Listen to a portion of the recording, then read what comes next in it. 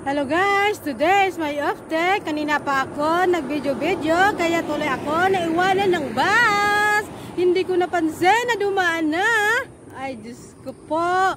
Ito po, nakita niyo po yan sa mall. Malapit lang po yan sa amin. Kaya kung mauubusan ka na napkin, tumakbo ka lang dyan, makakabili ka rin. Mahirap maging isang vlogger, lalo na kung wala kang ipin.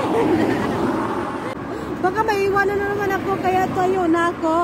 Bye-bye! Ako dati guys. Dito kami dati. Nagtatrabaho. So, ganda ng bahay dito. Laki-laki. Ayan. Ganda yan siya. Walang kataw-tao. Wala na yata mga katulog to. Asa na kayo mga katulog to.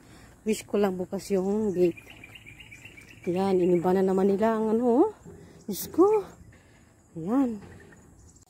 Ming, ba't nandiyan ka sa payong, Ming? Ulan, Ming. Ay, gumagala kaya ta ngayon, Ming. Dati naka-aircon ka palagi, ah. Ba't nandito ka?